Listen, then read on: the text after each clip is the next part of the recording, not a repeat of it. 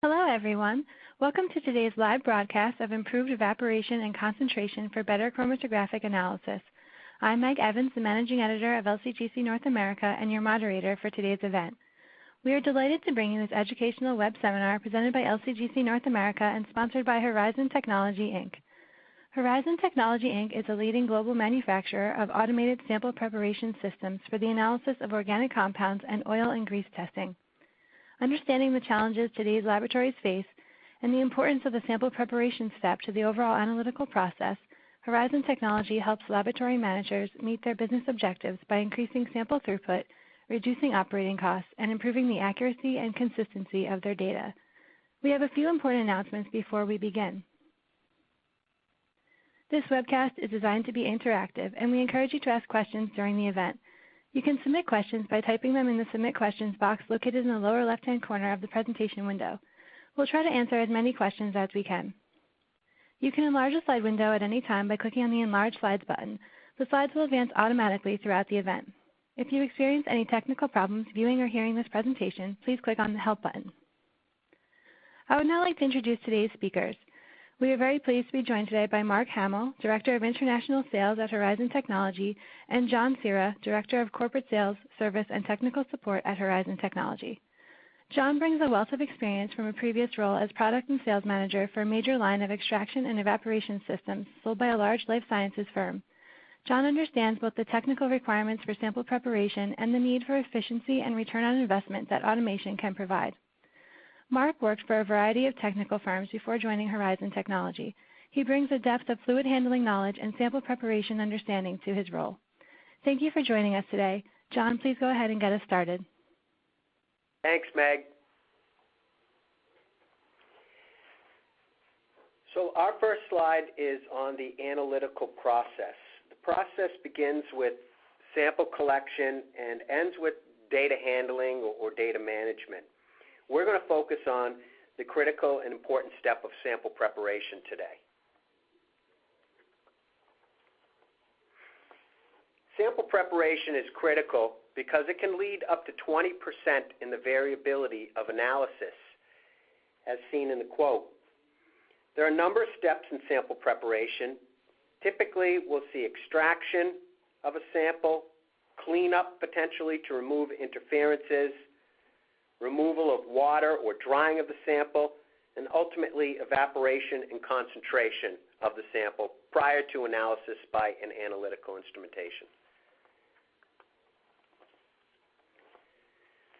This slide is a graphical representation of how Horizon views the sample preparation process, starting with solid phase extraction, moving to drying, and eventually evaporation and concentration.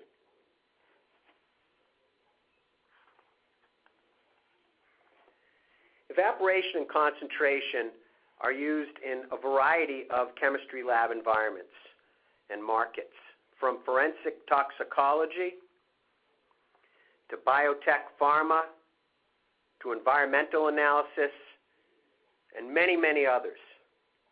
The glassware depicted in the slide shows the range of different types of sample collection vessels that may be used in an evaporation process, from very low volume to larger volume vessels that could hold up to 200 mil.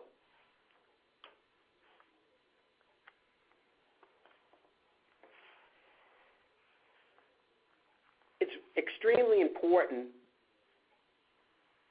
Why sample preparation, evaporation is extremely important in the process of sample preparation, it's because we need to remove solvent or reagent without losing the analytes that you're testing for.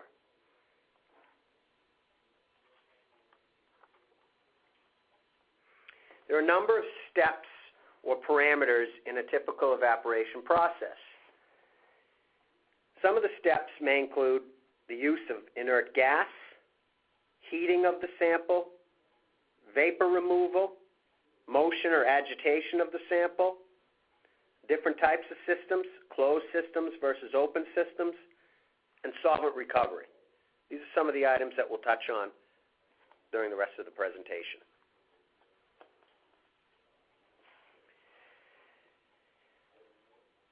So in terms of the different parameters, one of the things that customers or laboratories can do is the do-nothing approach, which is essentially allowing a solvent extract to evaporate on its own, just leaving that in an ambient atmosphere and letting it evaporate.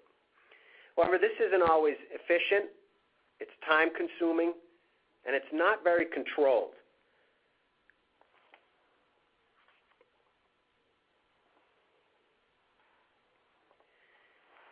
First evaporation parameter we're going to talk about is inert gas. Gas is used to disrupt the surface equilibrium, which helps to further evaporate solvent, allowing the molecules to escape into the vapor phase. There are different types of actions used to get this process of evaporation started. Sometimes it's a vortex action, which swirls the sample or creates motion. The gas is typically inert gas, such as nitrogen, because we do not want to have analyte oxidation.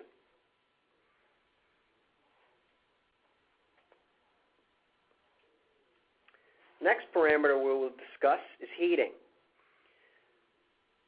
So some of the keys to using heat or heating in an evaporation process is that we need to have ability to heat the sample extract quickly.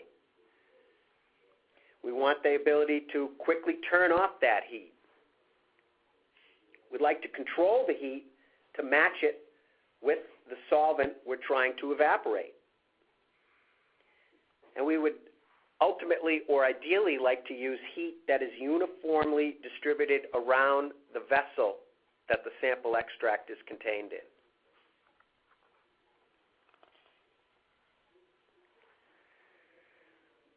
So there are a number of ways we can use heat in the evaporation process. And in fact, some folks choose not to use heat. You can use hot water or oils, hot plates, hot air, steam, immersion heaters, and even infrared light to apply the heat to expedite the evaporation process.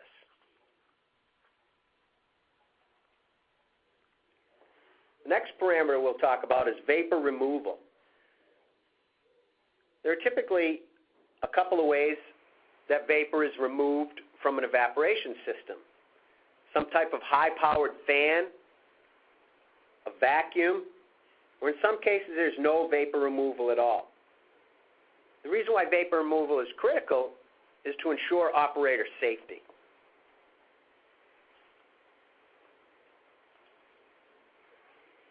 Now we'll talk a little bit about motion. As we mentioned earlier, increasing the surface area through motion or through the use of an inert gas to create motion helps facilitate evaporation. Some approaches use rotating or centrifuging the sample to create that motion. Sometimes sparge gas is used to create a turbulence. When we use nitrogen gas or other inert gases, it has the added benefit of a cooling effect, which helps limit sample loss.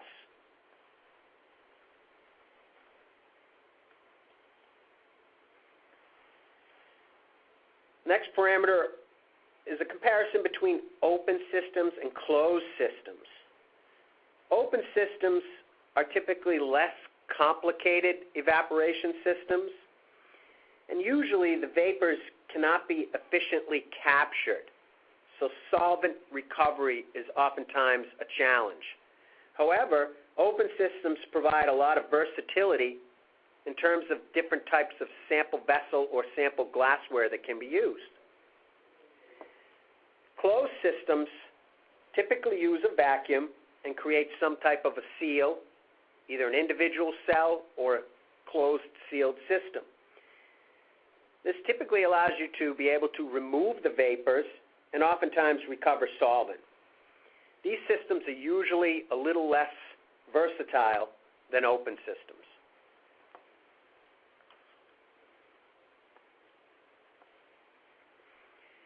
solvent recovery. In today's environmentally conscious world, solvent recovery is increasingly important. Closed systems typically provide the best opportunity to recover solvents or reclaim solvents as the vapor is released from the evaporation system. Solvent recovery is efficient usually when there's large volumes of solvents that are being used in the process. If it's an open system that has a water bath per se and may use an inert gas like nitrogen, sometimes it's difficult to capture those vapors as they come off as the water will come off with the solvent and be very difficult to recapture back into a liquid form.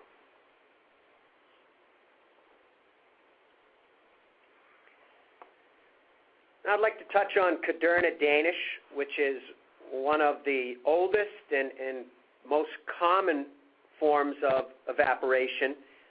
This process has been used for many, many years, taught in chemistry classes for all over the world. It is almost an industry standard in a lot of ways. Prior to the advent of automation for evaporation in the late 80s, early 1990s.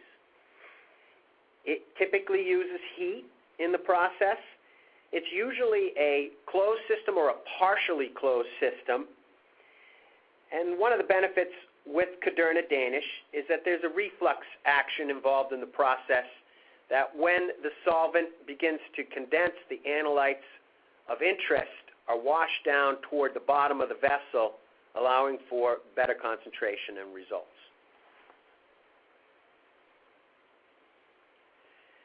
This chart depicts a slide of some of the different types of systems and what they use. Do they use gas? Do they use heat? Do they use vapor removal? So on the left, you'll see Caderna Danish. You'll see rotary evaporation systems, the ExcelVap evaporator, which is a nitrogen blowdown water bath system, and then the DryVap evaporator, which is a closed cell system. Now I'm going to hand the presentation off to Mark Hamill, and he'll take you through a couple of examples. Thank you, John. So what we would like to do now is expand upon some of the parameters that John just highlighted that contribute to efficient evaporation. To do this, we're going to cite two relatively modern, new automated products to further illustrate how best to select the evaporation solution for your lab or your application. First, we will highlight water bath nitrogen blowdown systems, and for our presentation we've selected Horizon's ExcelVap evaporator, which is an open system, and we'll discuss how these parameters are applied in the ExcelVap. Secondly, we will discuss closed systems, and for that we've highlighted the DryVap drying and evaporation system, also produced by and sold by Horizon Technology. First, I'd like to highlight some basic information about water bath nitrogen blowdown systems. For our discussion, we'll talk about the ExcelVap, given that we have much familiarity with this product. But there are certainly other similar water bath nitrogen blowdown evaporators that have been available on the market for many, many years. These typically incorporate a heated water bath, typically allow for adjustable nitrogen blowdown, and the ability to accommodate a variety of standard glassware or test tubes currently used in most laboratories. In this case, the system is considered an open evaporator, given that the samples are placed in an open chamber for evaporation to occur. One of the main parameters that we'll highlight of course, is inert gas and how it is delivered to the sample in a nitrogen blowdown system, such as the XLVAP. The key to facilitating and accelerating the evaporation process, as John has mentioned already, involves the creation of motion in the sample during the heating phase of evaporation. By delivering nitrogen blowdown at varying pressures throughout the cycle, a motion is incorporated into the sample, causing more surface area to be exposed and therefore accelerating the evaporation process.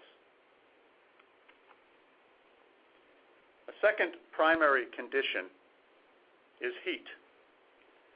With water bath systems, heat is delivered by heating the water surrounding each of the samples. Water is an ideal conduit for delivering consistent heat to all of the samples at the same time. Additionally, water delivers gentle heating of the sample,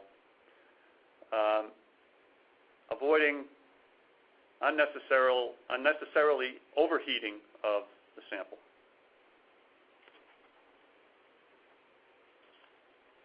Another condition or parameter that is critical to many laboratories is vapor removal. In the case of the XLVAP and other water bath systems, typically an efficient high-powered fan is used to remove solvent vapors during the evaporation process and direct those vapors to a safe area, either to a fume hood or to some other escape area, away from the operators.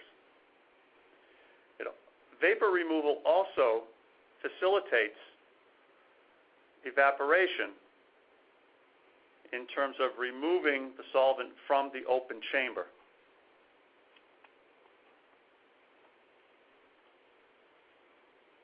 Just to expand upon the parameter of motion and to describe how motion is applied to the sample in nitrogen blowdown systems, we have this diagram which illustrates a nozzle at a specifically designed angle being presented to the sample.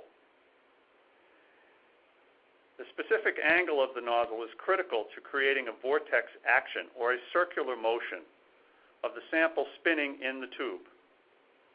On a molecular level, this motion causes more volatilization of the solvent being evaporated. At the same time, the vortex action washes down the analytes of interest, maintaining good concentration of those analytes into the bottom of the sample tube.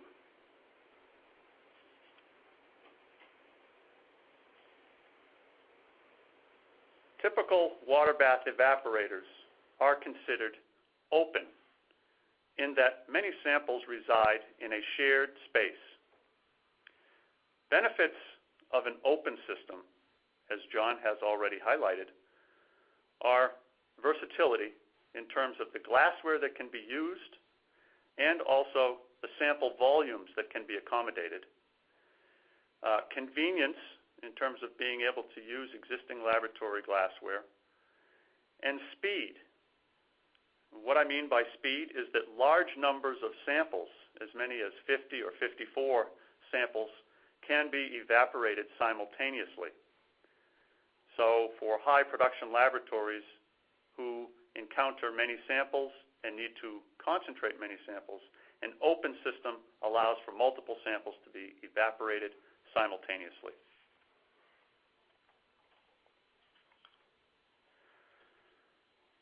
Water bath solvent recovery is a challenge. This is purely a physics phenomenon. Water is contained in the vapor that is extracted through the fan, and therefore recondensation or condensation of that vapor is very difficult because usually it involves a chilling process. And with so much water content in the vapor that's removed from water bath systems, ice often forms, and therefore solvent recovery or reclamation is often a challenge.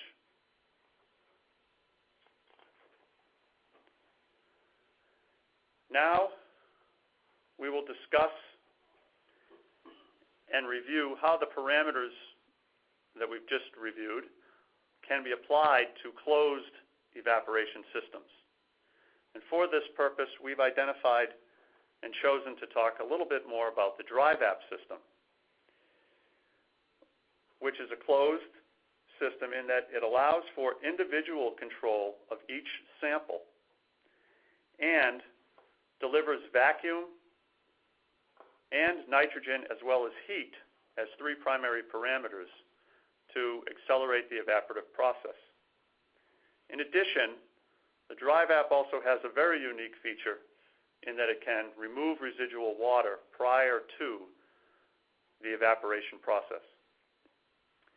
These systems, closed cell systems, have been designed with control of the sample parameters in mind. I mean that you have the ability to control all of the parameters for each sample. And in the case of the dry vap, sample volumes ranging from 50 to 200 milliliters are ideal.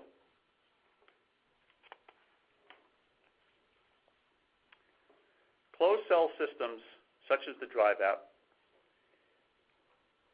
allow for the delivery of an inert gas using a sparge tube.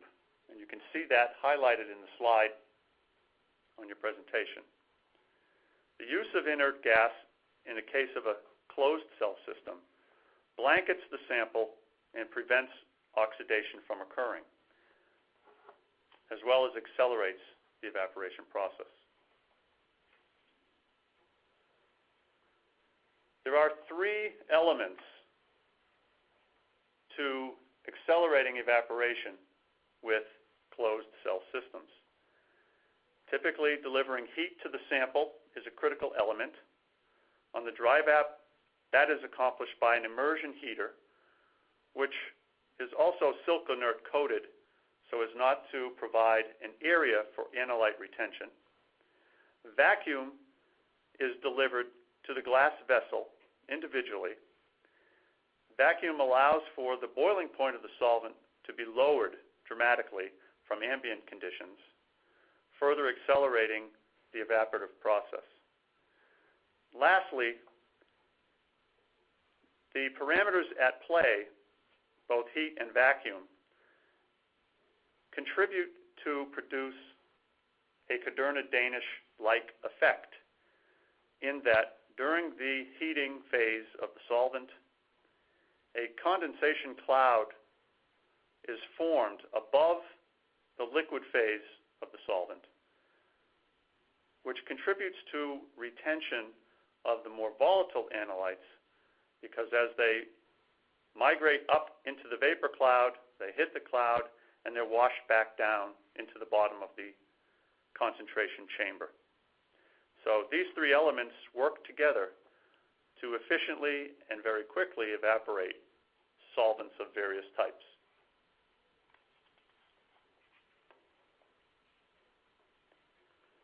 Individual sample evaporation systems also allow for relatively efficient removal of harmful solvent vapors during the evaporation process.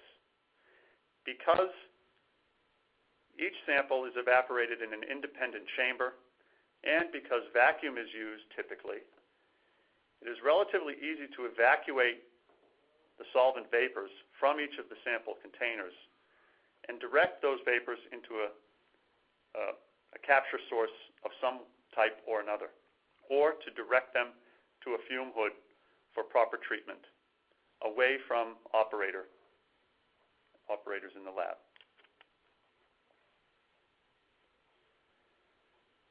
Motion. We've already learned that motion is a necessary element to expediting the evaporation process. In the case of a closed cell system, such as the dry vap, active and rigorous boiling of the sample occurs to create motion and increase the surface area. In some applications, additional boiling stones can be used to further accelerate the evaporation process. With the dry vap, the sample is never heated beyond its boiling point, which has the added benefit of preserving sensitive analytes of interest.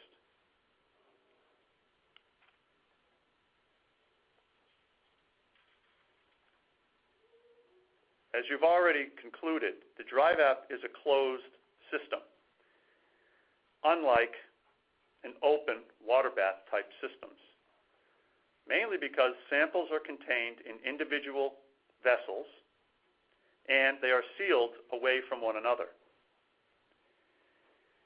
With most closed systems, independent control over each sample is optimized. Recovery of light-end semi-volatile compounds is also optimized.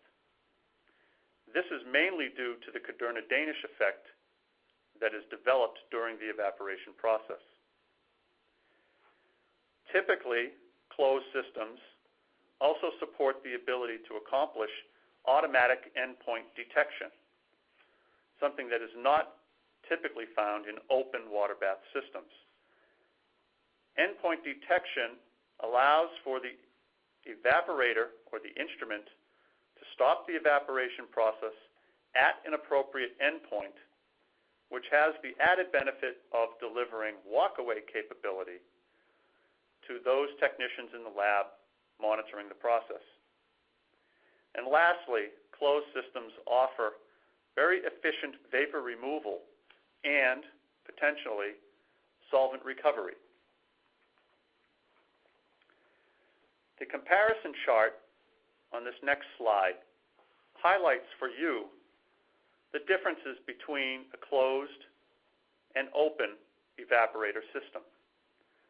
Some of the highlights, just to recap, for a closed system such as the dry vap are the ability to evaporate, in some cases, directly to a GC vial,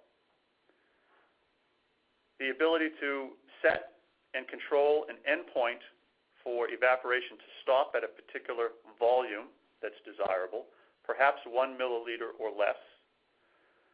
And also, one of the added benefits of a closed system is the ability to recover vapor easily and efficiently during the evaporation phase. For open systems, some key highlights that might factor into your decision are compatibility with most glassware. Also, if you're a high production facility, you might be interested in being able to process as many as 54 samples simultaneously. However, with water bath systems, recovery of the evaporated solvent will be very difficult due to the water content in the exhausted vapor. So, how to choose the right evaporator for your facility and your application? Certainly, there are some well-founded, tried and true methods, such as Cadorna-Danish, which typically handle one sample at once and are relatively slow. Rotary evaporators are quite common and available, but typically handle one sample at a time. Water bath systems or open nitrogen blowdown systems such as the XLVAP offer convenience and speed. Closed cell systems such as DryVap offer optimal control over the conditions applied to each sample.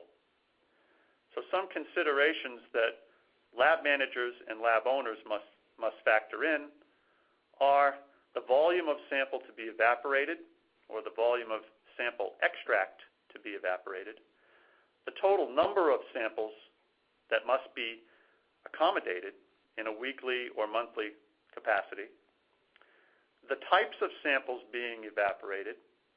For those more volatile semi-volatile analytes, perhaps a closed cell system would deliver higher recoveries than an open cell system.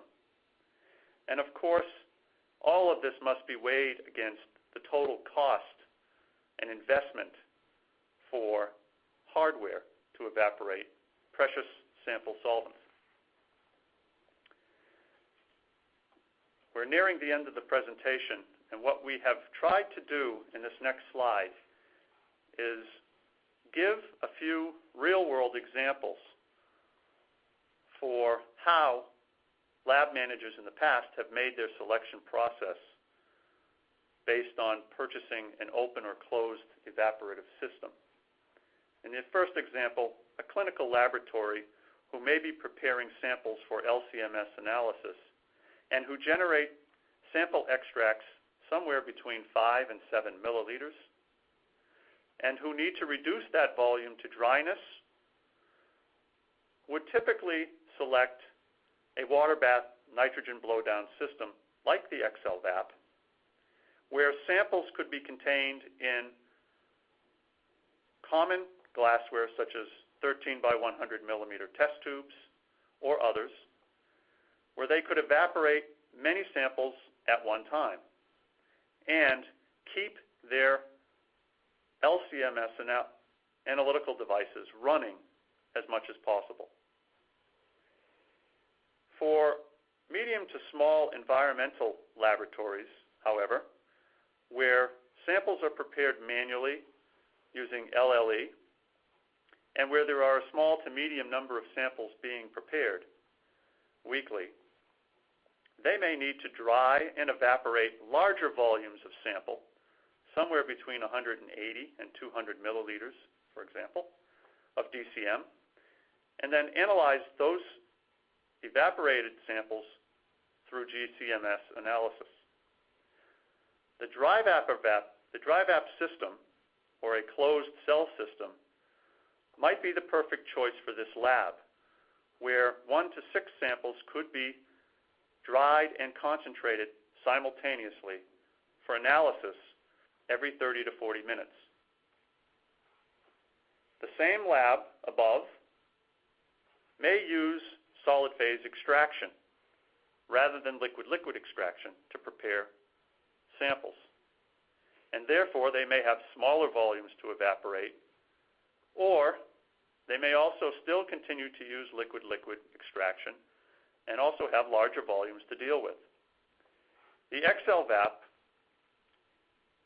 would allow for samples of large and small volumes to be accommodated in an open cell system, simply because interchangeable racks supporting different glassware can be used with the XLVAP and accommodate large volume samples up to 200 milliliters and smaller volume samples,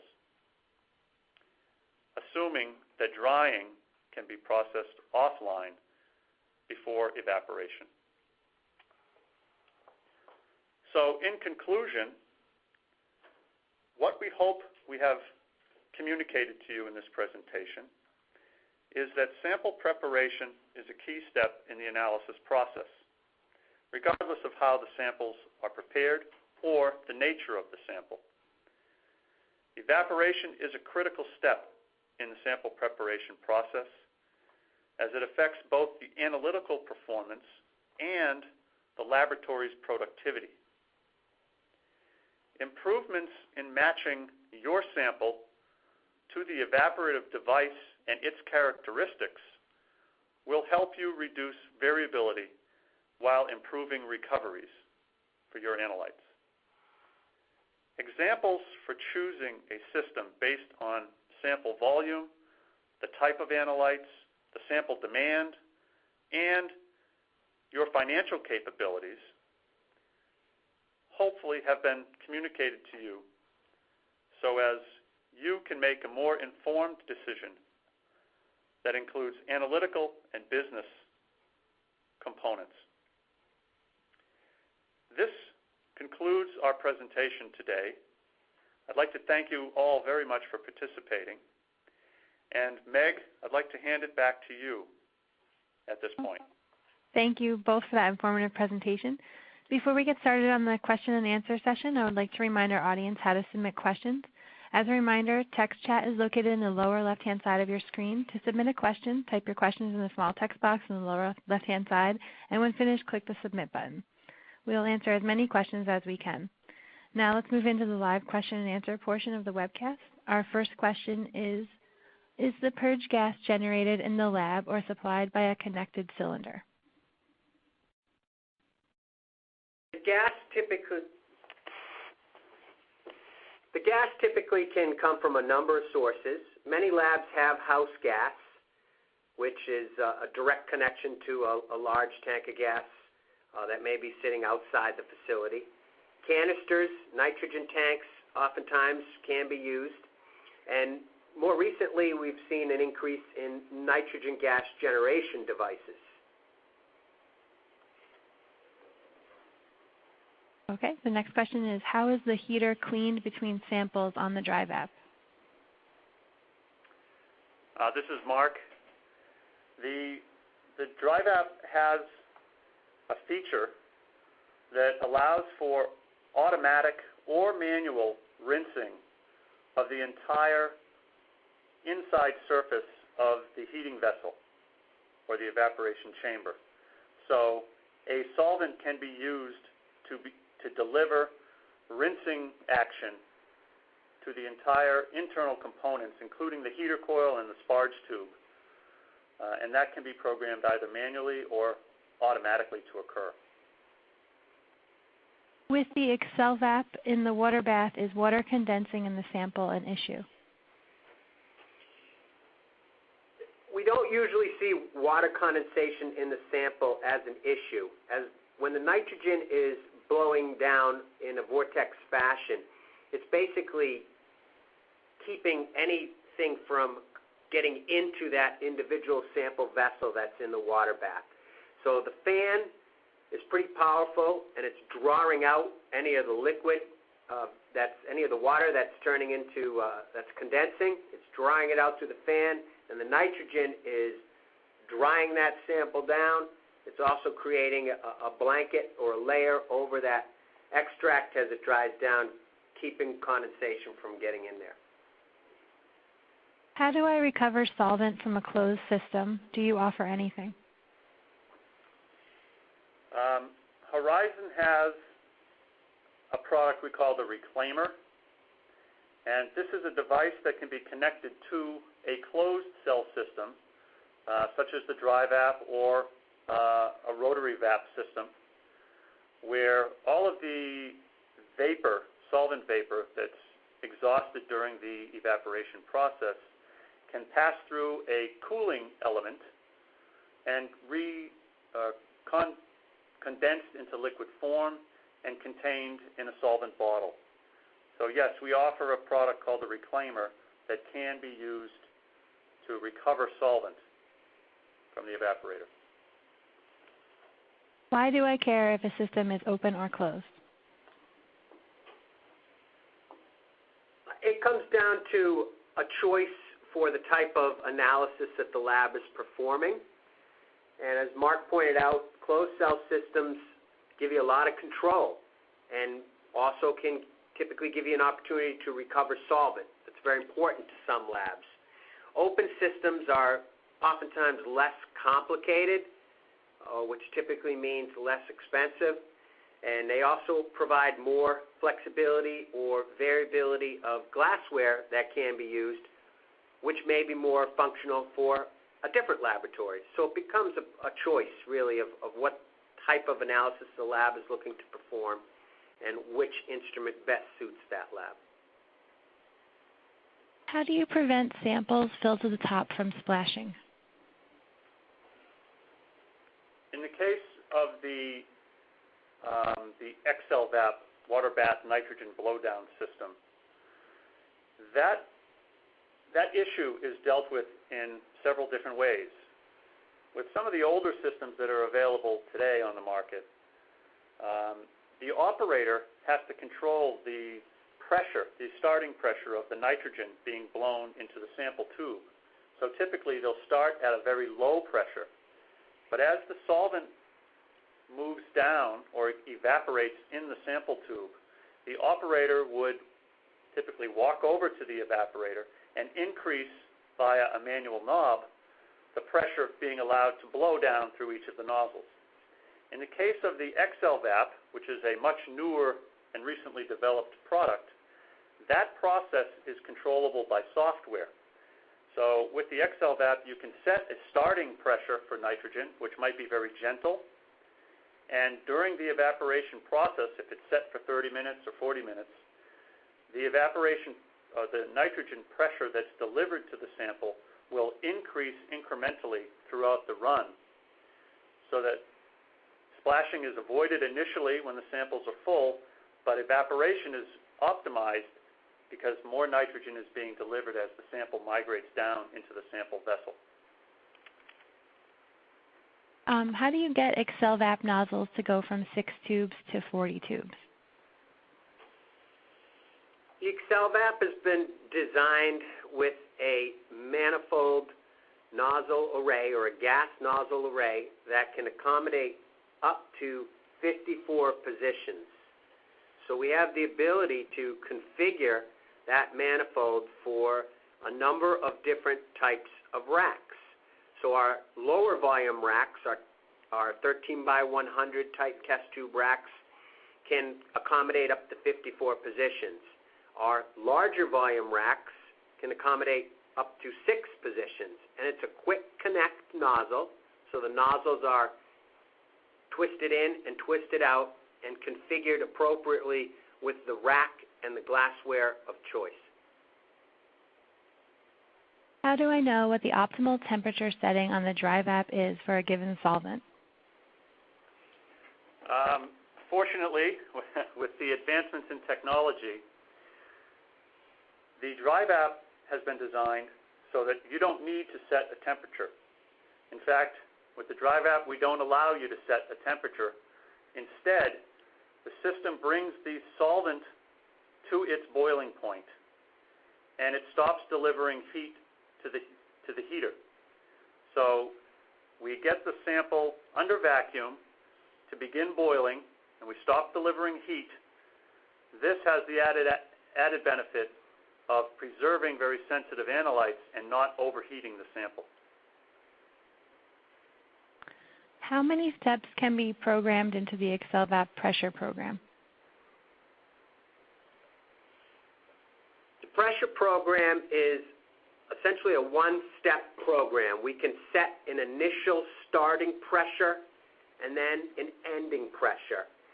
And there are a number of ways we can do this over the entire length of the evaporation, starting, say, at 6 psi and ending at 24 psi over the course of 30-minute evaporation time. Or we can set a 6 psi to 24 psi over 10 minutes and then set a constant pressure for the remaining time of, say, 24 psi for the remaining time of the evaporation process. It's a starting and end point or a static pressure. Is dry VAP an option to concentrate perfume extracts at trace level to be measured by GCMS? I guess the answer to that question is maybe. We would need to understand the analytes of interest first, and we would certainly love to discuss that application in more detail after this presentation. Okay. Can either of your systems handle corrosive solvents such as diethylamine or hydrochloric acid?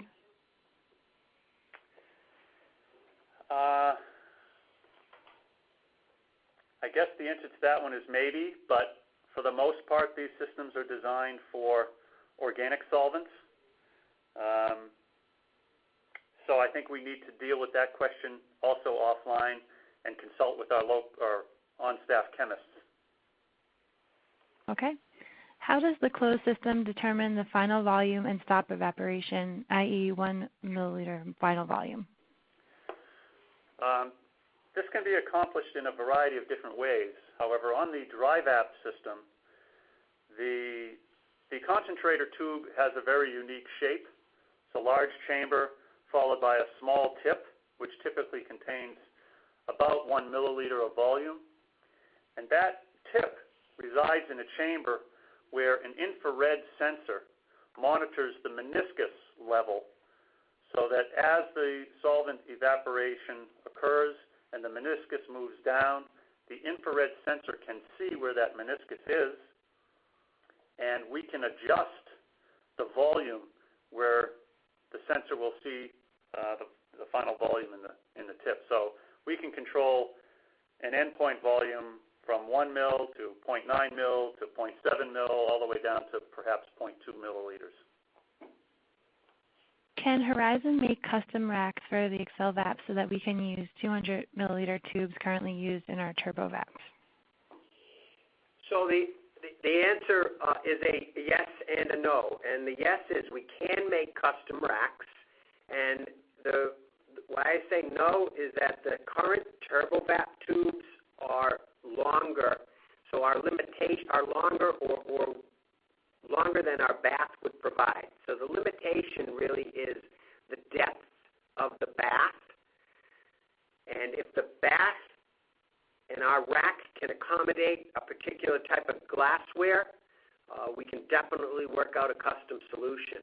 But with the current TurboVap 2, number 2 tubes, those tubes are a little longer and narrower than our system can accommodate. We've developed our own glassware, and one of the big benefits of the glassware that we are marketing with the ExcelVap for 200 mil is that it's specially designed such that the evaporation process virtually comes to a halt when the sample is evaporated to the 1 mil point. It has to do with the design of the instrument and the design of the glassware. So this really prevents sample loss. Will additional rinses help in recovery?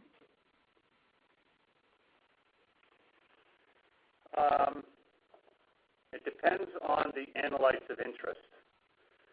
For more robust analytes, those with higher carbon content, they tend to recover very easily. But for more volatile compounds, lighter end compounds, rinsing can positively impact recovery. So in many of the application notes that are available from Horizon, we will make recommendations on rinsing or not rinsing to improve recoveries if necessary. So in some cases, yes. In other cases, no. Is it useful to use an internal standard for recovery testing? Oftentimes we see the use of internal standards to validate or verify recovery testing. So I think that's pretty common practice that we see in our customers' laboratories. Does the ExcelVap come with pre-programmed methods based on solvent used and volume? We don't have the ability to store programs in memory on the ExcelVap. You're always in live run mode. However, we do have some support material, charts and figures, which serve as a guideline, which identify the type of tube, the type of solvent, and how much time you should allow for evaporation depending on the pressure being delivered. John? Oftentimes we also will see customers perform kind of their own method development. And what we see is once they've developed the method, how they're going to use it, that method can remain pretty consistent with consistency of results. So method development is sometimes important for labs as they're adding a new instrument. For slightly soluble solvents like DCM, doesn't the solvent contaminate the water in the bath? Typically not, because it is pulled out through, in the ExcelVap, it's pulled out through the fans from a vapor.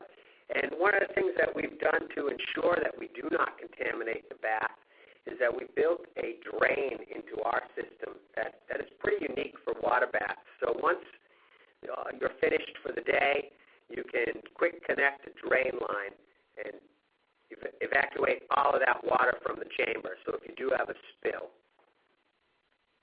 can quickly remove the water. Okay. What is the advantage of a dry evaporator over a parallel evaporator or rotary evaporator that can do multiple samples? I think the answer there is control. With the dry vap, there's a capacity to handle 6 samples at the same time. And of course, all of those samples could be processed with the same parameters, but what we see more likely or more commonly is that people will be performing a specific evaporation on station number 1, for example, with a certain solvent, and running perhaps a second sample with a different solvent on station number 2. And in each case, the parameters of control, heat, vacuum, and nitrogen, can be controlled and delivered uniquely to each one of those 6 stations. So not all samples have to be treated the same on the dry vap. Is it possible to evaporate environmental samples to 0.5 ml, or is 1 ml more realistic? 0.5 ml is realistic. We can definitely, we've seen that and we've done that work in the dry vap, and we can also get pretty close to 0.5 ml in the Excel vap. So it's really working with the particular sample extract and seeing what pressure might work, what heat might work to get you there. Oftentimes with low volume evaporation going down to 0.5 ml or lower, the challenge is always maintaining good recoveries. The longer you evaporate a sample, the more likely you are to lose analytes of interest. So it's a delicate balance, getting the concentration that you want, but also not losing the analytes in the process. How should one go about performing additional rinses? In the case of the dry vap, if the device has been configured with a rinse solvent, it's as simple as pressing a button. So once the evaporation cycle or the heating cycle has occurred, it's very easy to simply press a rinse button and deliver a predetermined amount of rinse solvent to the internal vessel on the dry vap. Additionally, manual rinsing could be accommodated or could be performed by using a pipette and delivering a programmed amount of solvent to the various surfaces that you wish to rinse. In water bath systems, oftentimes people will use a squeeze bottle and individually rinse the sample vessels as the evaporation gets near to an end. That is, again, as Mark said in an earlier statement, it's dependent upon the recoveries and what type of analytes you're trying to recover. If they are very sensitive analytes, volatile analytes, you may need to rinse. But I think through the method development process, the individual lab can determine whether or not additional rinses or manual rinses will be necessary. On the dry vap system, can you explain the setup of the inline solvent extract drying? Yes. Dry vap has a very unique feature in that using a technology we call dry disk, a technician can essentially pour their extract coming from liquid-liquid or solid phase extraction techniques. And typically that extract will contain some residual water. So you might have 50 milliliters, you might have 100 milliliters of solvent with your analytes in the solvent and an additional amount of residual water. By pouring that into a glass vessel where the dry disk resides, the solvent will be allowed to pass through the dry disk membrane, whereas any residual water will be trapped above the membrane.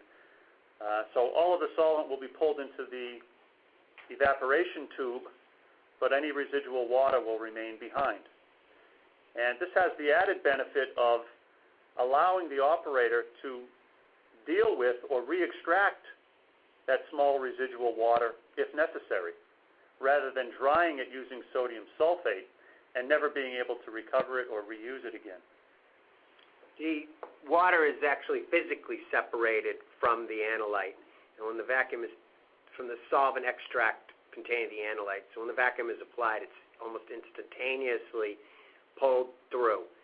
We also offer that technique in a more manual fashion for people who would want to use that with a water bath type system like the Evaporation. We have disposable dry disc technology and dry disc technology that can be connected to a ring stand. Can you please explain again why sample loss due to evaporation to dryness is unlikely in the Evaporation?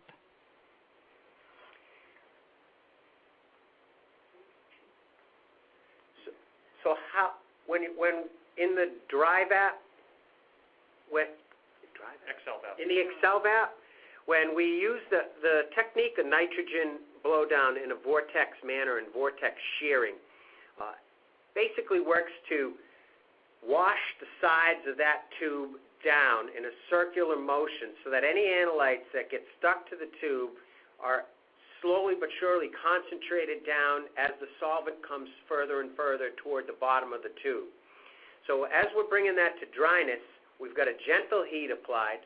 We've got gas flowing on top, effectively keeping as many of the analytes of interest as possible in that tube. The vortex technique washes the sides of that tube down, and ultimately you'll have a dry tube with the residual analytes of interest in the tube. So this is a common technique. It's been used for a long time. The combination of the gentle heat and the nitrogen does a really good job at limiting analyte loss. Okay, thank you, Mark and John, for those insightful answers and for your presentation today. Unfortunately, we're out of time. I want to thank the audience for your interesting questions and participation in today's event. I would also like to thank our sponsor, Horizon Technology, for making today's educational webcast possible. Please note this webcast will be available for on-demand viewing through June of 2014. You will receive an email from LCGC alerting you when this webcast will be available for replay. We invite you to forward that announcement to your colleagues who may have missed today's live event. See you next time. Goodbye.